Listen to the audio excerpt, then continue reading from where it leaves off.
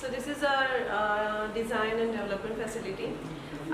This facility is dedicated for mechanical and optical development. So you can see all the parts here, which we have developed so far. We develop here sights, reflex sight, thermal sights, or normal surveillance system. Whatever is wherever we require optics and mechanical, we use this facility. We use this facility to make the design the products. You can introduce your team also then. Okay. So this is my team.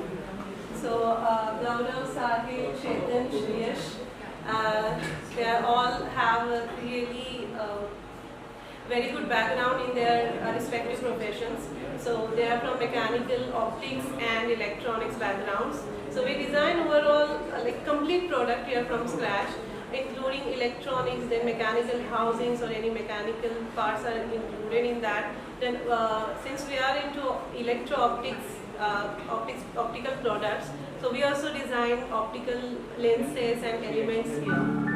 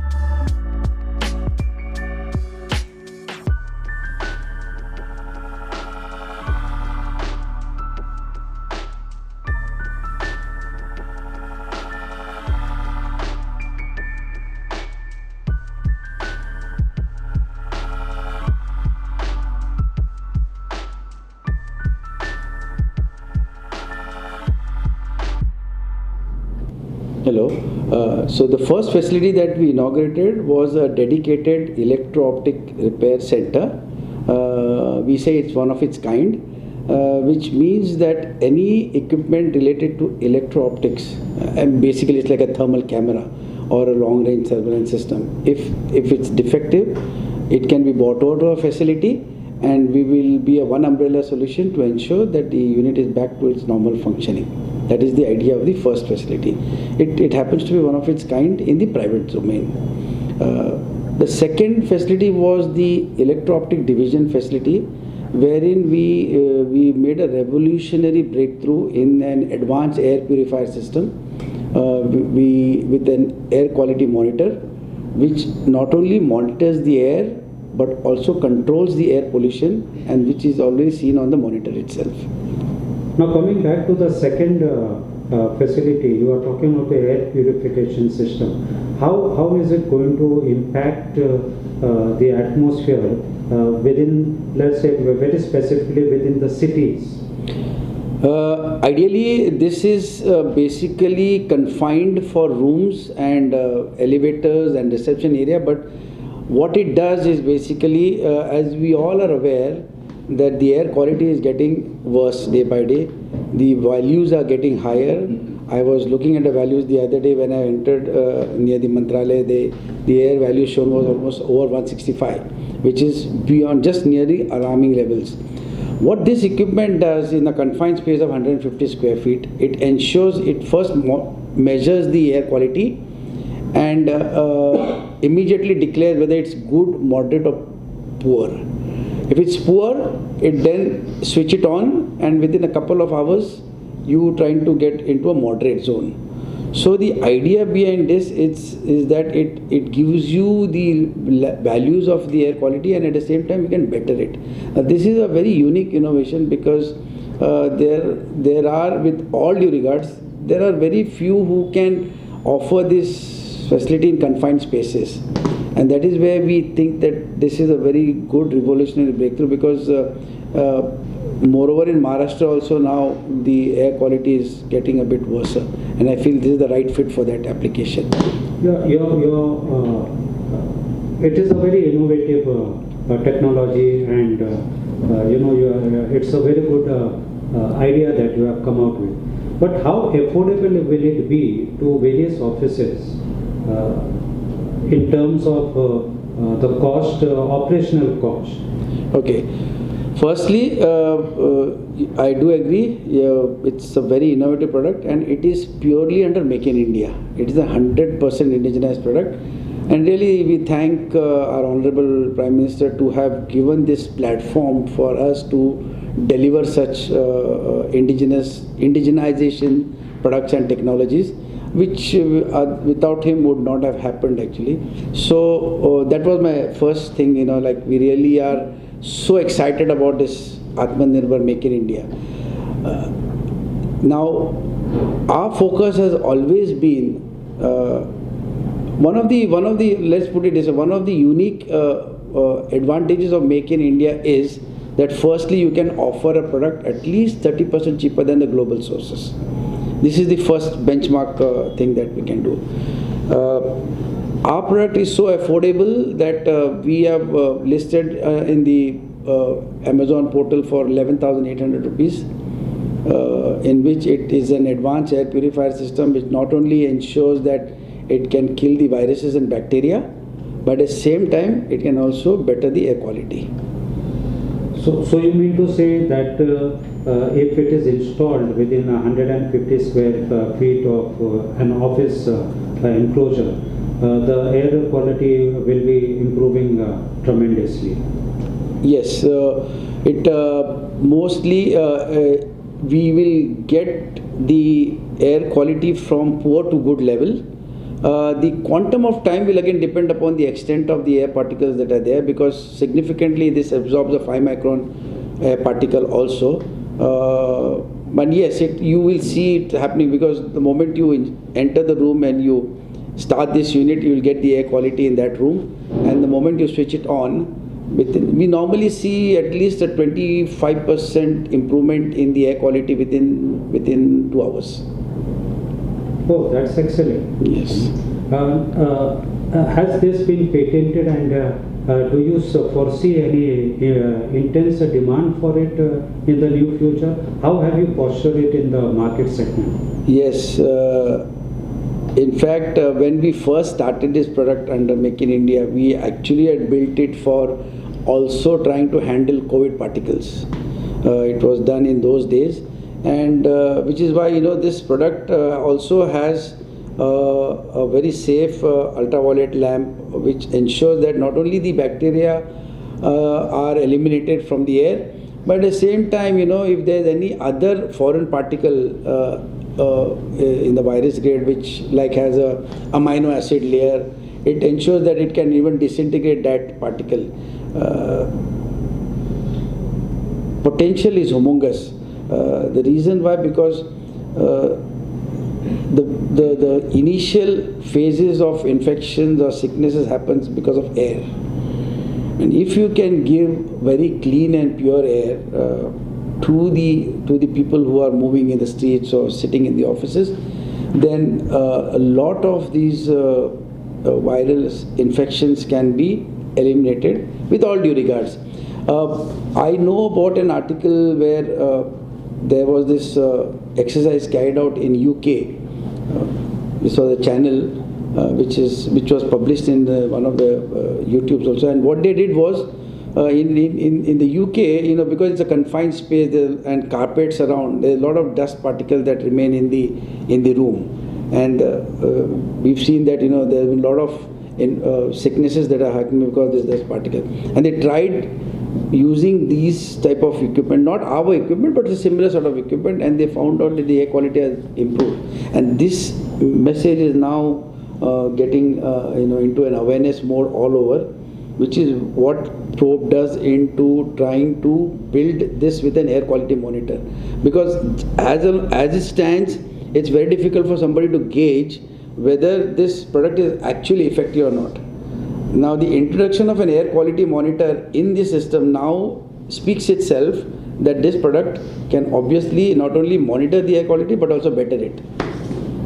What is the volume do you see of the business segment in India? Let's restrict it to India discussions.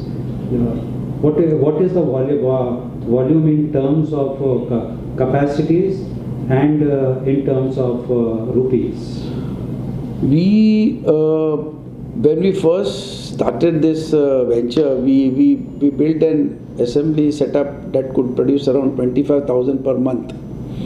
And there were a lot of entrepreneurs and corporate companies who came forward and tried to buy it out on a monthly basis.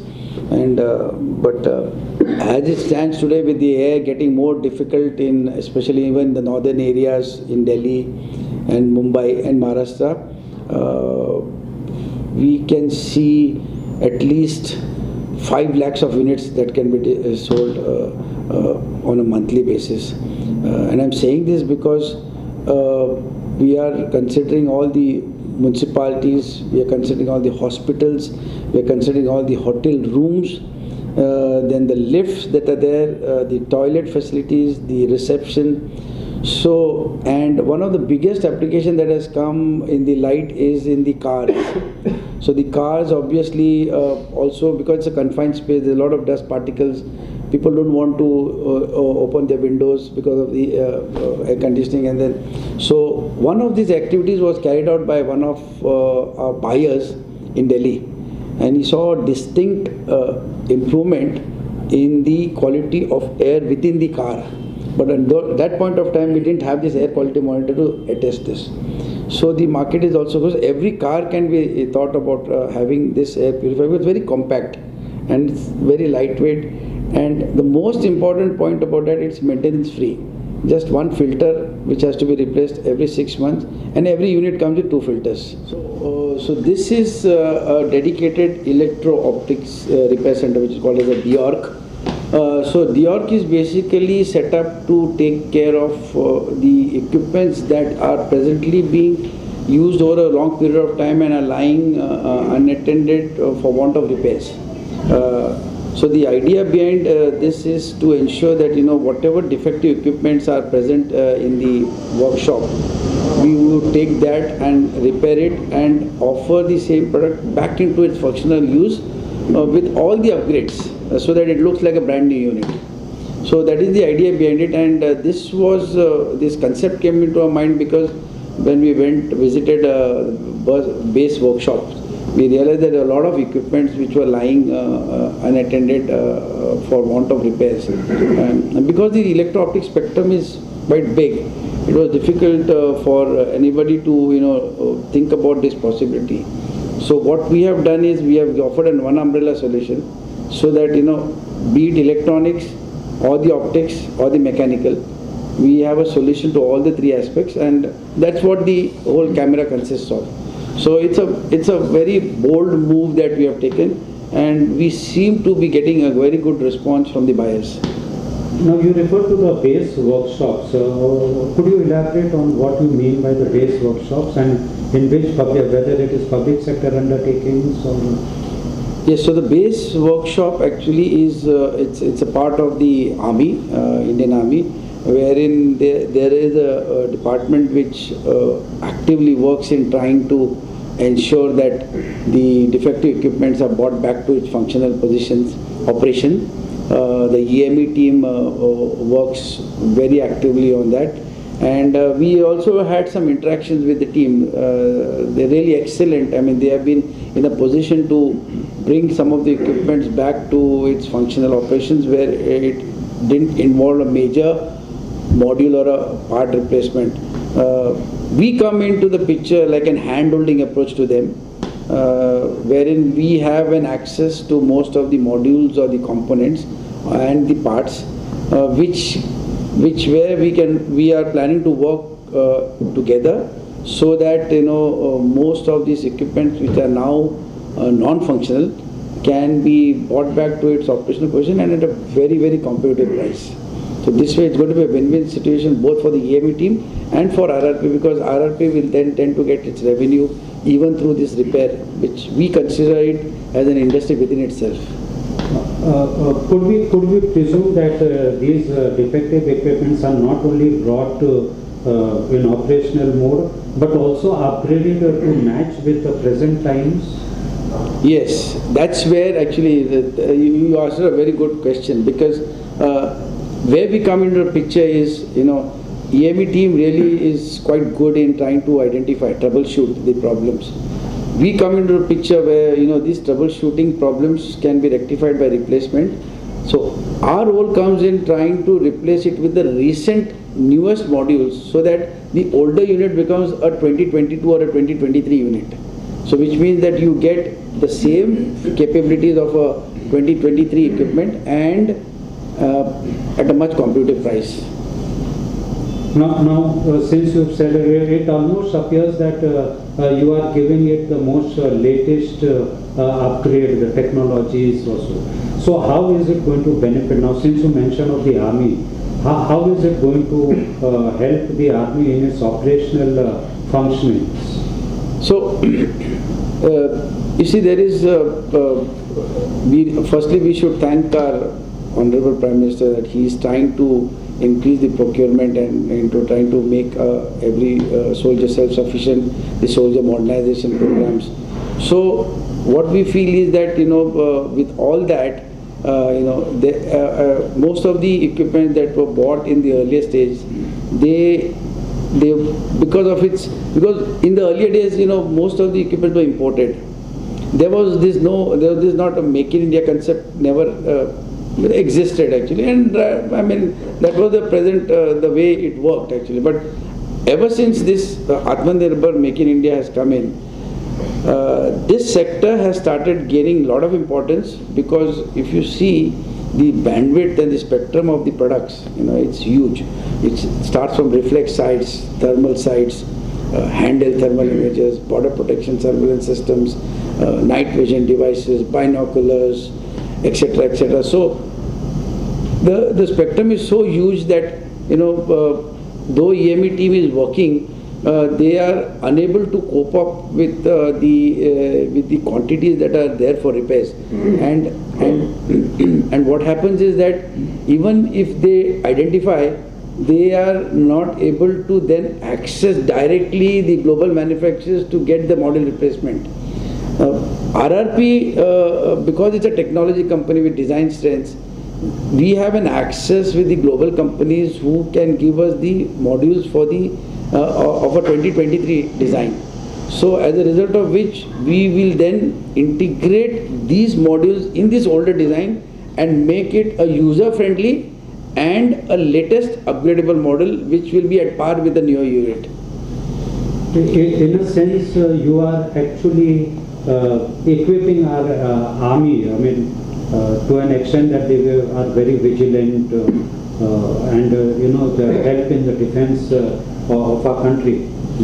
Now, apart from India, are you planning to provide these equipments to overseas markets? Yes, I think it's like an auto process. You see, when this Make in India concept came in, the idea that our Honorable Prime Minister had was to ensure that India is self-sufficient in terms of technology with respect to the entire product.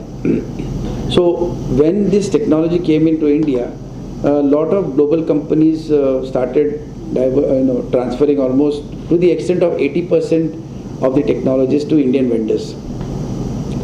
But when they started doing that, obviously the Indian companies started building these products. They realized that the product that they probably were building it in their country, vis-a-vis the product then being assembled and made in our country, there was a significant difference in the costing. So a product that probably they were assembling it for, just say, for comparison purposes, $100, they found out that the same product could be built for $75 or $80. Yet keeping the 80% technology. So they will the module that they refrain from giving the technology, they ship it to India and then they build it. So automatically, the global market started improving. The third avenue where in auto mode most of the MSMEs got an opportunity was the neighboring countries. In the early days, India used to always import, so most of the neighboring countries used to either import it from mainly America, because they have the finest products in thermal imaging, and they continue to develop, and that's how the Europeans and the others follow. But the consumption is all for within USA, but still they used to export to our neighboring countries. Now, two things that used to always hamper the deliveries to neighboring countries was the need of an export license, because these products are governed under ITAR, and the logistics. Now, fortunately, what happened, someday, we had the DEF Expos in India, so most of the neighboring countries visited. And when they saw the price of our thermal product vis-a-vis the American product, they found that there was a significant difference. But they always, obviously, Americans' quality was obviously the best. So they were very keen to know whether Indians in this Make in India were offering the quality at par, and they were quite happy and excited to see that the products that were exported out of India to them were at par and with a significant decrease in the pricing. The product was more economical. So this also business has suddenly boomed up, and you see the exports in India now is also getting better. India is exporting a lot to neighboring countries, and we have not even touched bigger countries like Saudi Arabia, who are now planning to deploy the same methodology that India has deployed of Make in India. So India, as an MSME, to summarize, I see three markets.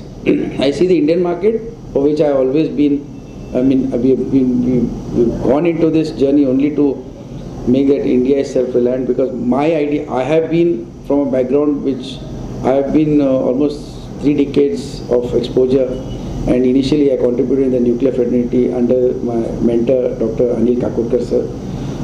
So ideally this is the market that we will always work for, and the two additional arms that we see is the neighboring countries and the technology providers who have given us the technology. They also want to offload their business in India. So now, listening to you, it seems to me that there is a tremendous potential. Are you then now planning to expand your manufacturing processes pan-India so that you are able to match up with the demand which is coming up within the country and the neighboring countries? Yes, yes. In fact, if you see, as an MSME, over the last 2 years, we ventured into this journey only after getting the confidence that this Aatmanirbhar Make in India will work. And in the last 2 years, obviously it was a journey for the government to bring this into existence and make it really look real. But for the last 3 years, if you see, or 2-3 years, we were steady with a business of a top line of 25 to 30 crores. Now, as I explained, that business is coming from 3 different sources. Today, as an MSME, our business order book is over 90 crores. So, and we have already started expanding and upgrading our assembly facilities so that we could at least handle 3 times the present load. And which is why we are now also planning to launch our SME IPO which will give us more access to working capital, which is what we need to meet this humongous business potential that we are seeing with minimum of business development activity. We are seeing huge potential, which sometimes we are also surprised. What is the volume of capex needed for this expansion? So basically, because our RRP was initially funded by the Maharashtra Defence and Aerospace Venture Fund. That was the startup fund which we got qualified under Make in India. That fund came in purely as an infrastructure fund.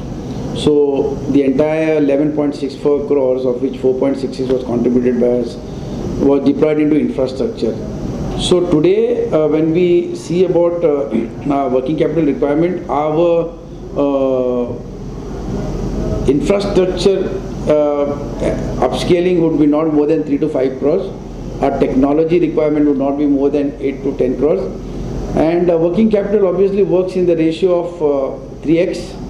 So the money, the funds that we are trying to raise from the IPO, we are going to deploy almost 30 crores for the working capital. So we want to see a 100 plus crore of turnover in 2025. When are you planning to come into the market with your IPO?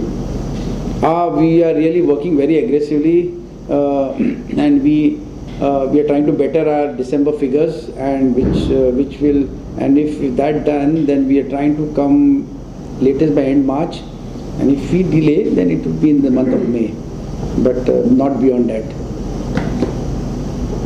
Now, since you spoke of your December figures, could you just throw some light on the various segments of your margins? So we have been we are basically a technology company, and we focused on electro-optics, which means we always wanted to build the sights and the cameras and the surveillance systems.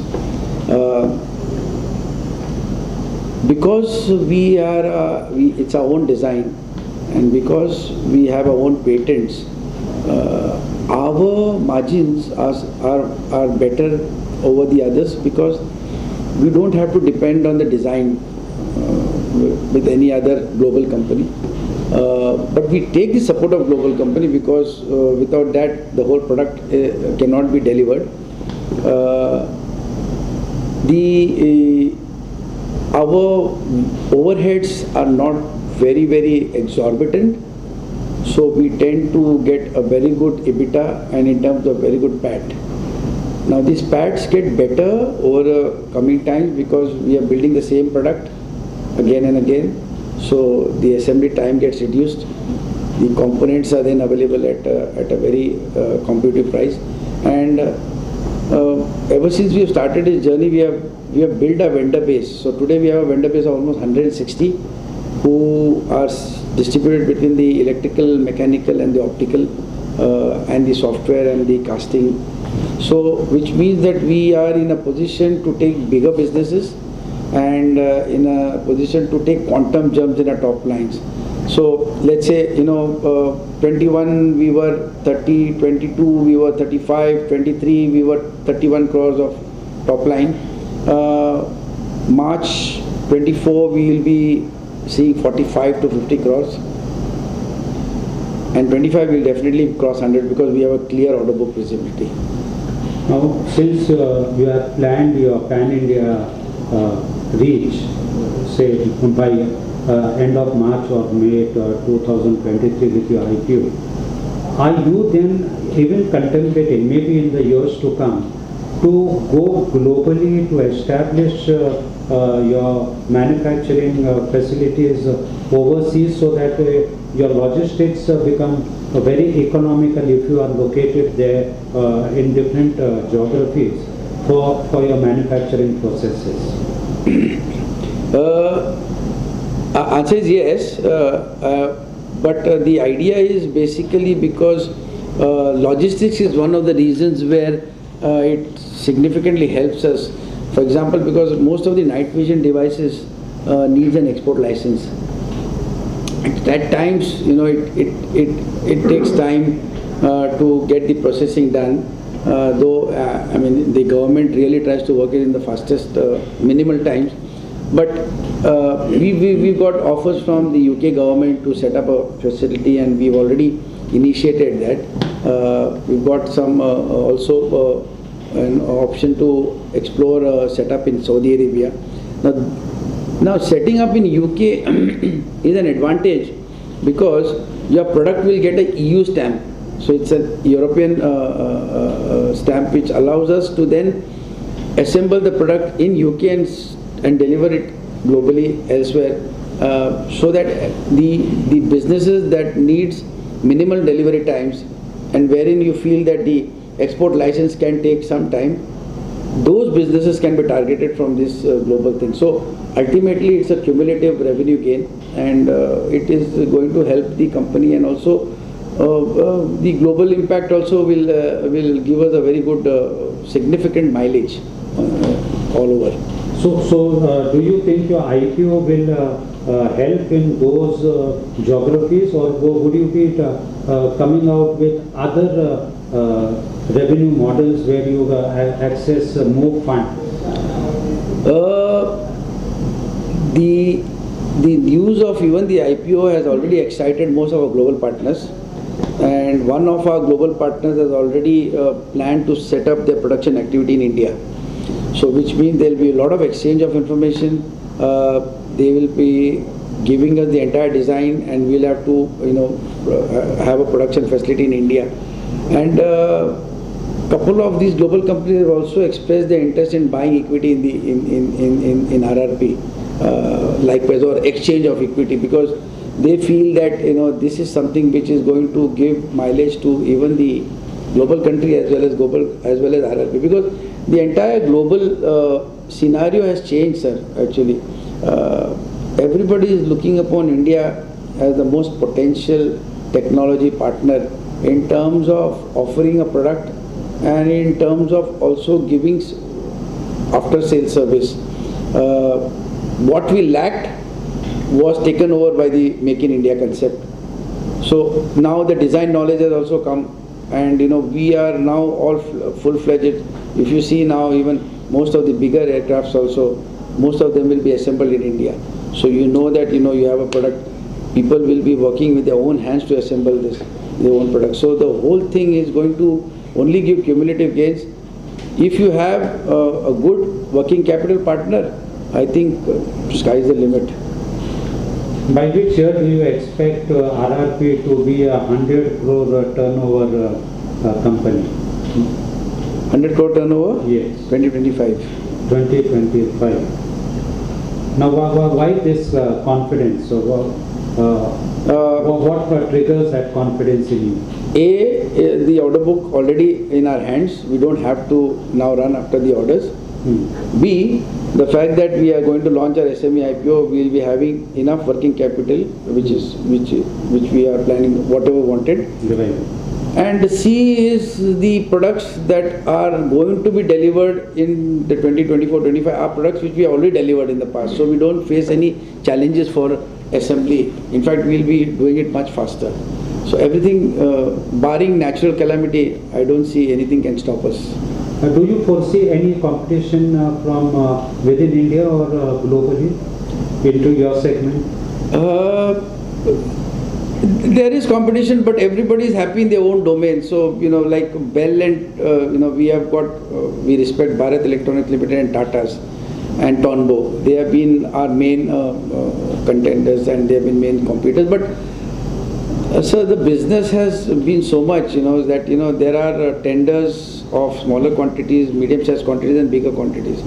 So, obviously, the business gets distributed, and wherever we go into smaller, so even the top line that I am talking about, 100 crores, is the segment of quantities of 150 units or 75 units.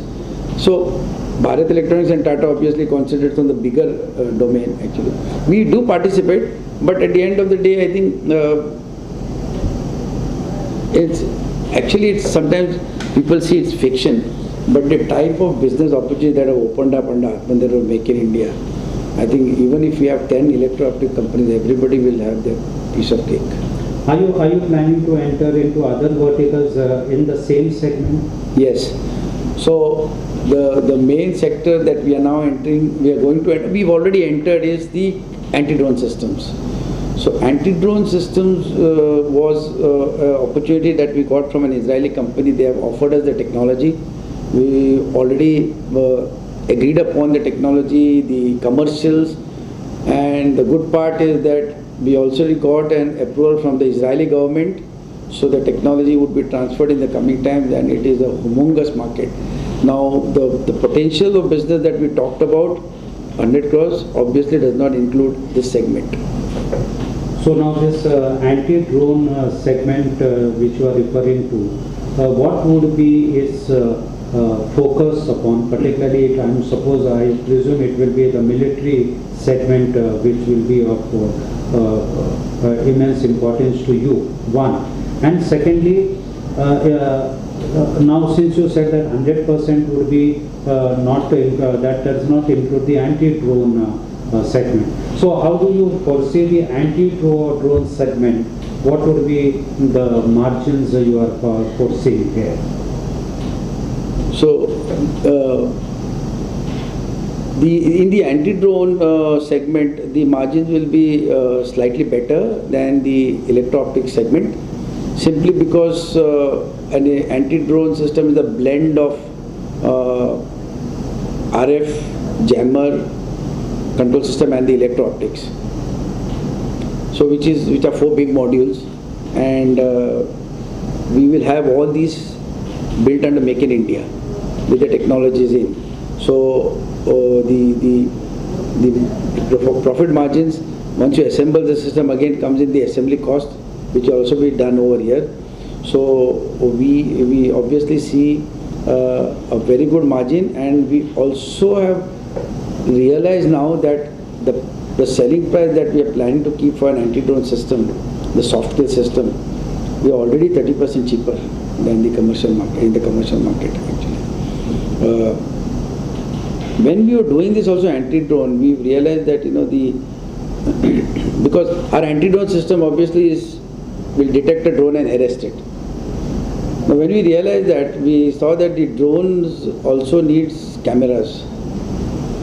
So we got a very good opportunity from a DRDO project also to build a drone camera, and we were very successful. We also did a munition program for solar industries, wherein we supplied 4 drone cameras, and that was another sector that has opened up in a very big way. And we have found out that our cameras, drone cameras, are being preferred, obviously because we carry the EO technology with us. So we are presently also trying to talk with one of the customers to supply almost 10,000 cameras over a period of 4 years. So which means that this is a segment that it obviously when anybody looks at it, it looks like fiction. But once you enter into this defense industry, you will realize that this is all a reality. So now when you are talking of anti-drone, okay, your focus will be on anti-drone, but now the drones are used for various other aspects, like the entertainment segment, travel and tourism, the various segments. Yes. Are you also thinking of catering to that segment also? Maybe not immediately, but in due course, because you already have about 10,000 request of 10,000 cameras over the next 4 years. Yes. So obviously, I don't presume that you will be able to focus on the other segments like the entertainment and all. Yes. But are you in the near future, let's say 5 years down the line, are you planning to enter this vertical also? At the present moment of time, we would not want to enter, because we have too many products in the offering. But I can tell you, anybody who wants to venture in this drone business, it's a very big opportunity. And maybe yes, in the next 3 or 4 years, when we are obviously going into the corporate arena, that's the time we'll probably think about. Because I was at one of the Lokshai awards when I was bestowed one of the award to the hands of Fadnavis ji. Mm-hmm. And one of the things that we were discussing, the government was discussing, a very good opportunity. I really, you start get tempted to such opportunity, but obviously you can't do everything at the same time. But one of the opportunities that he described was, and what a wishful thinking by the government. So there are a lot of solar panels. Almost, Maharashtra is equipped with 40,000 megawatt of panels. Now these panels obviously are to be maintained and cleaned. So most of them use the water system, the mop system to try to clean these panels.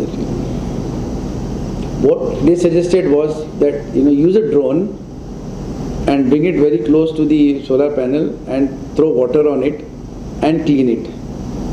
And that's where our specialty lies. So we can build a spray jet system to the drone so that it discharges the water, keep a payload of 10 liters in the drone, and discharge it so that the entire panel gets cleansed. Mainly the crow shit that sits on the panel and gets stuck, which cannot be mopped and cleansed. This is the solution for that. And he said that if you can do that, all you need to do is bring your drone, bring your manpower, and do the cleaning. And so the cost, like an EPC contract works out to 4 crore per megawatt. So 1% is 4 lakhs. So in 4 lakhs, you can do the entire cleaning. There is no capital expenditure. It's a service-oriented thing. The Maharashtra government also need not invest in buying of drones. They just have to sign a contract and do a servicing.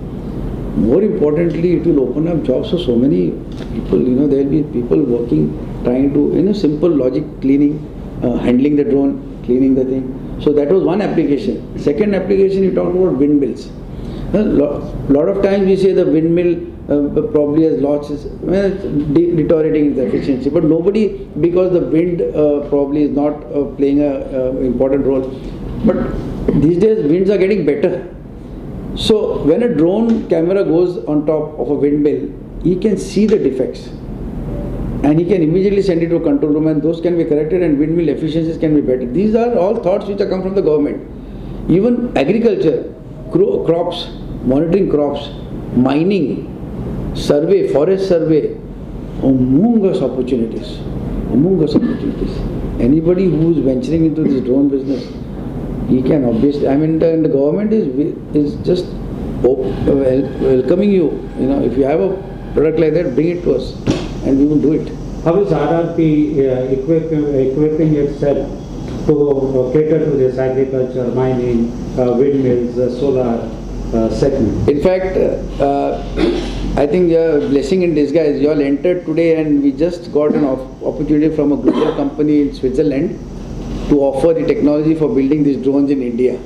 Now it is for us whether we need to take it. In fact, after I finish this interview, I have to go on a call with them, and they are very keen to bring their technology into India.